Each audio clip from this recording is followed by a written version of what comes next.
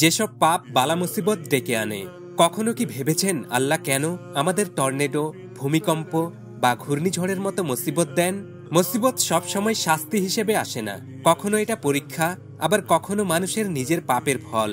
এক নজরে দেখে নিন ৬টি পাপ কাজ যেগুলো বিপদ, অশান্তি বা দুর্ভাগ্য ডেকে আনতে পারে। ১. জুলুম, অন্যের হক নষ্ট করা। রাসূলুল্লাহ সাল্লাল্লাহু আলাইহি ওয়াসাল্লাম বলেছেন, জুলুমই কিয়ামতের অন্ধকার।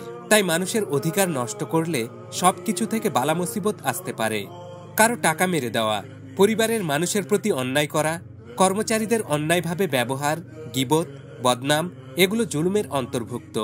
যেখানে জুলুম আছে সেখানে বরকত থাকে না। ২. গুনাহে অবিচল থাকা। কুরআনে আল্লাহ বলেন, যা কিছু তোমাদের বিপদে ফেলে তা তোমাদের নিজেদের কাজের ফল।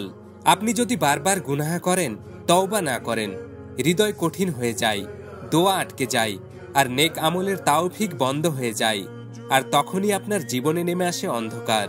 ৩. শরীয়তের সীমা ভাঙা।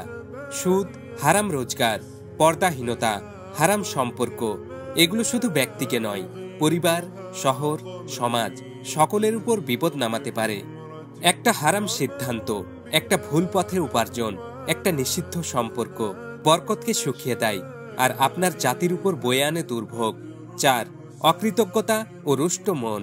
শিকড়হীনতা হলো বিপদ ডেকে আনার অন্যতম বড় কারণ।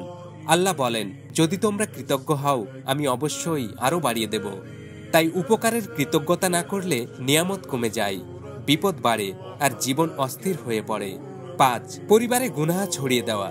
যেখানে মিথ্যা, শোরগোল, গীবত, অশ্লীলতা, অহংকার এগুলো ঘরের নিয়ম হয়ে যায়, সেখানে রহমত নেমে আসতে পারে না। হাদিসে আছে, যে ঘরে কুরআন পড়া হয় না সেখানে শয়তান বেশি উপস্থিত থাকে। তাই এখন থেকে পরিবারে কোরআন পড়ার অভ্যাস করে তুলুন। ৬. দোয়া ও ইবাদত থেকে দূরে থাকা। কেউ যখন আল্লাহর দিকে ফিরে আসা বন্ধ করে দেয়, তার হৃদয়ে ভয়, উদ্বেগ, অনিশ্চয়তা বাড়তে থাকে। মুসিবতের অন্যতম কারণ আল্লাহর স্মৃতি থেকে দূরে চলে যাওয়া। কুরআনে বলা হয়েছে, যে আমার স্মরণ থেকে মুখ ফিরাবে তার জীবনে সংকুচিত অবস্থা আসবে। সুতরাং আর দেরি না করে আজই নিজের আমল ঠিক করুন। শান্তি ফিরে আসবে আপনার ঘরে আর রহমত নেমে আসবে আপনার জীবনে। আল্লাহ আমাদের সহায় হবেন ইনশাআল্লাহ।